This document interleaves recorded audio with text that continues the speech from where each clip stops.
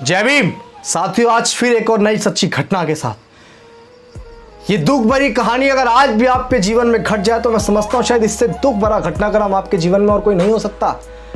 हमारे रहबर, हमारे मसीहा डॉक्टर बाबा साहब अम्बेडकर ने इतने दुख भरे जीवन को व्यतीत किया है, उसको जिया है।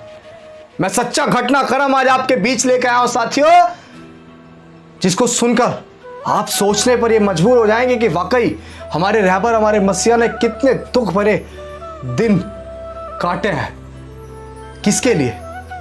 इस देश में रहने वाले तमाम शोषित, वंचित, पीड़ित तबके के लिए।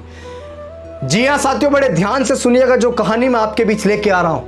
यह कहानी उस समय की 26 नवंबर 1949 वो शाम जब बाबा साहब अम्बेडकर अपने सोफे पर बड़े आराम से बैठे हुए थे। 26 नवंबर 1949 बाबा साहब अम्बेडकर ने इस देश का संविधान पूर्ण रूप से बनाकर तैयार कर दिया था। जी हां साथियों, अपने सब सोफे पर बैठे हुए थे और अपने सोफे पर बैठकर बाबा साहब अम्बेडकर एक पल में हंस रहे थे और एक पल में रो रहे थे साथियों।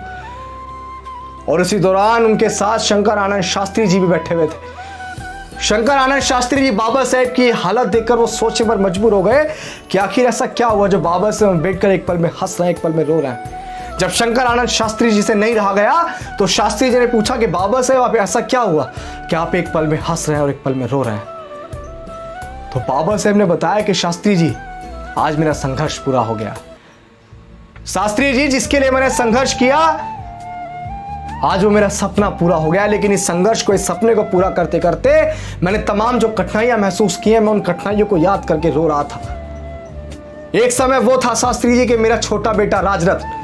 बड़े ध्यान से सुनिएगा साथियों, मैं आपको क्या बताना चाहता हूं। ये सच्ची घटना महज एक कहानी नहीं है, ये एक सच्चा घटनाक्रम है जो हमारे रहबर, हमारे मसीहा डॉक्टर बाबा साहब अम्बेडकर ने अपने जीवन में जिया है। अब सोचिएगा, बड़े नकारा और निकम्मे हो चुके हैं आप। मैं शायद बताकर आपकी आंखें खोलना चाहता हूं कि बाबा साहब अम्बेडकर ने आपको जो कुछ दिया वो महज ऐसे यूं ही नहीं मिल गया आसानी से।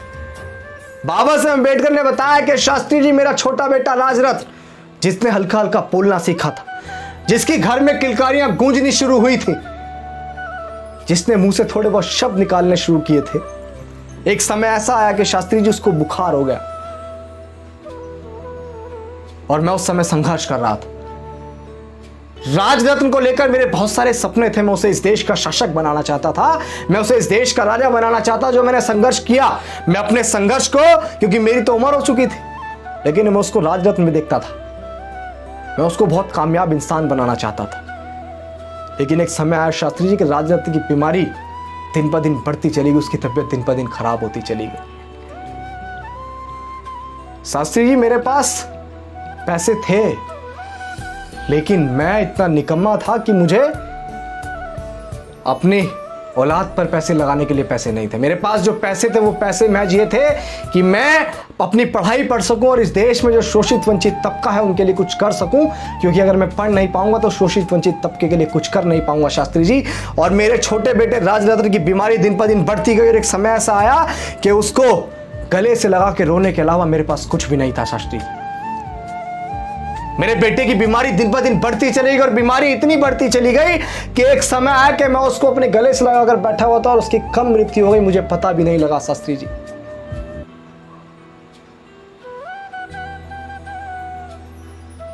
शास्त्री जी, वो दर्द, वो तकलीफ मैं आज महसूस कर रहा हूं। और जब थोड़ा समय बीता तो जब लोग इकट्ठा होने हुए तो लोगों ने मुझसे बोला कि बाबा साहब, अब राजरत्न का दाह संस्कार करना है, नए कपड़े लाने के लिए पैसे दे दीजिए, उसके नए कपड़े लाने। अब आप सोचिए शास्त्री जी कि जिस बाप के पास अपने बच्चे की दवाई गोली के लिए पैसे नहीं थे, वो उसको नए कपड़े के लिए पैसे लाके कहां से देगा? लोग इकट्ठा थे, मैं बहुत रोया शास्त्री जी। शायद मैं अपने संघर्ष के बीच में कभी इतना रोया होऊंगा।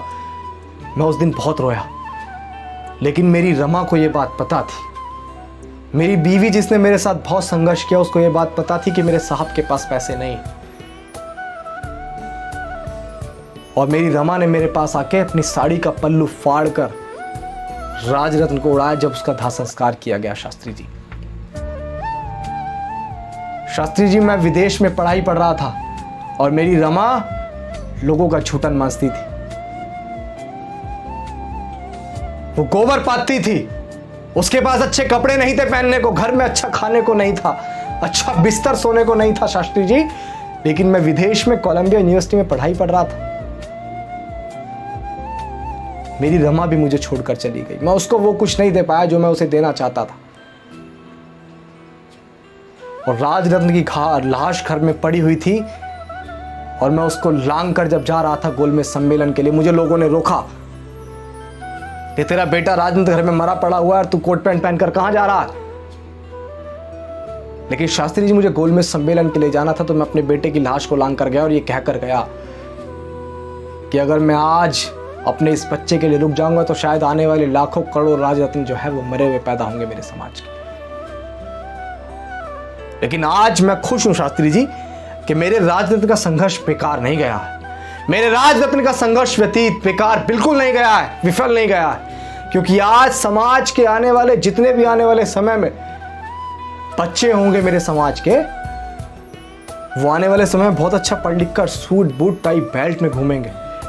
मेरा कोई भी आने वाला राजरत्न जिनको संविधान की वजह से बहुत सारी चीजें नसीब होंगी, अच्छे पढ़ेंगे लिखेंगे, अच्छी नौकरियों पर रहेंगे, शायद आने वाला कोई भी राजरत्न बिना गोली के नहीं मरेगा, बिना दवा के नहीं मरेगा। शायद कोई भी अभागा हमारे बहुजन समाज का बाप ऐसा नहीं होगा आने वाले समय में जो अपने बच्चों को, अपनी बीवियों को वो सारी सुविधाएं ना दे पाए जो मैं अपने बीवी बच्चों को नहीं दे पाया, जीते जी अपने बीवी बच्चों को नहीं दे पाया। आप सोच रहे हैं, आप सोचिए। मैं आप तमाम लोगों से कहना चाहता हूं कि सोचिए, बाबा साहब अम्बेडकर ने वो संघर्ष, वो तमाम जो ये दुख भरी घटनाएं बाबा साहब अम्बेडकर के जीवन में हुई, वो उन्होंने किसके लिए जी? आप नकारा और निकम्मे लोगों के लिए जो आप बाबा साहब अम्बेडकर के संघर्ष को भूल चुके हैं। बार बार ये बताने की जरूरत क्यों पड़ती है कि बाबा साहब अम्बेडकर ने आप लोगों के लिए कितना संघर्ष किया या उन्होंने क्या क्या कुर्बानी दी? आप लोग जानकर भी इतने नकारा और निकम्मे हो चुके हैं कि आपको उनके संघर्ष नहीं दिखाई देते हैं। बाबा साहब अम्बेडकर ने कहा कि मुझे पढ़े लिखे लोगों ने धोखा दिया, और आज भी मैं उन हरामखोर और निकम्मे लोगों से कहना चाहता हूं जो आज पढ़ लिख कर बहुत अच्छी नौकरियों पर लग गए लेकिन वो बाबा साहब अम्बेडकर का गुणगान नहीं करते हैं। वो तमाम लोगों तक बाबा साहब अम्बेडकर की विचारधारा को नहीं बचाते। वो नहीं बताते हैं कि अगर आज मुझे कुछ मिल पाया तो बाबा साहब अम्बेडकर की बदौलत मिल पाया। आप लोग नहीं बताते हैं। आज सोचता हूं कि बाबा साहब अम्बेडकर ने बच्चे की कुर्बानी क्यों दी। आज सोचता हूं क्यों बाबा साहब अम्बेडकर कोलंबिया यूनिवर्सिटी में पढ़ने के बावजूद भी लंच जो है पानी में ब्रेड भिगोकर करते थे। मैं सोचता हूं किसके लिए? इन नकारा हरामखोर लोगों के लिए जो आज बाबा साहब अम्बेडकर के संघर्ष को भूलकर बहुत अच्छा अपने टीवी और बीवी में मस्त है।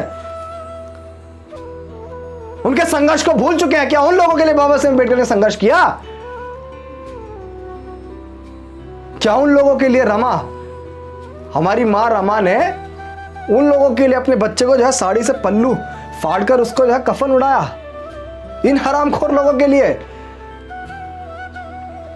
जो आज समाज के ऊपर होते शोषण को देखकर अपने घरों में मस्त रहते हैं, कहते हैं कि हमारे तक तो नहीं हो रहा है, हम तो मस्त हैं। तो भाई बाबा साहब अम्बेडकर को भी कोई फर्क नहीं पड़ता। 32 डिग्रियां थी, विदेश में कोलंबिया यूनिवर्सिटी में पढ़ रहे थे। वो चाहते तो अच्छी नौकरी बाहर विदेश में करते, अपने बच्चों को वहां रखते, जैसे आज आप सिर्फ अपने बच्चों के लिए सोचते हैं। बाबा साहब अम्बेडकर का बच्चा घर में मरा हुआ पड़ा था, उनके पास पैसे थे, वो तो इलाज करवा सकते थे। अगर आपके बच्चे के पेट में दर्द भी हो जाए तो आप बड़े बड़े हॉस्पिटलों में लेके भागते हैं। एक दर्द आप अपने बच्चे का महसूस नहीं करते। और बाबा साहब अम्बेडकर ने हमारे लिए अपनी 4 संतानें कुर्बान कर दी। मैं निवेदन करता हूं, ये मूवमेंट में आप सबकी हिस्सेदारी और भागीदारी की जरूरत है। भागिए मत, बाबा साहब अम्बेडकर के संघर्ष को, उनके कार्यों को घर घर तक पहुंचाइए। अरे यार, अपने घर में तो स्थापित कर लीजिए, बाहर नहीं पहुंचा सकते हैं तो आज समय बहुत बेकार है, बहुत खराब है। उम्मीद करता हूं कि मेरे द्वारा दी गई ये जानकारी आप तमाम लोगों तक पहुंचाएंगे। और बाबा साहब अम्बेडकर ने जो संघर्ष आप तमाम लोगों के लिए किया, आज मेरे पास जो कुछ भी है यार, आज बहुजन समाज के पास जो कुछ भी है वो प्रॉपर्टी आपकी नहीं है। आपके घर में अगर 4 पहिए की 10 गाड़ियां हैं तो वो आपकी नहीं है। आपकी बीवी अगर अच्छे कपड़े पहन रही है तो वो आपकी बीवी या आपके पैसे की देन नहीं है, आपकी कमाई की वो देव, वो प्रॉपर्टी, वो सारी चीजें, वो सुख सुविधाएं, वो बाबा साहब अम्बेडकर की देन है, आपकी देन नहीं है। मैं हरामखोर उन लोगों को बोल रहा हूं जो बाबा साहब अम्बेडकर की वजह से, उनके आरक्षण की वजह से सब कुछ लेकर तो बैठे हैं, लेकिन उनके गुणगान करने में उन हरामखोरों को दिक्कत होती है। निवेदन है और रिक्वेस्ट है कि बाबा साहब अम्बेडकर को मत भूलिए यार, आपके लिए बहुत संघर्ष किया। जय भीम, जय भारत, जय संविधान।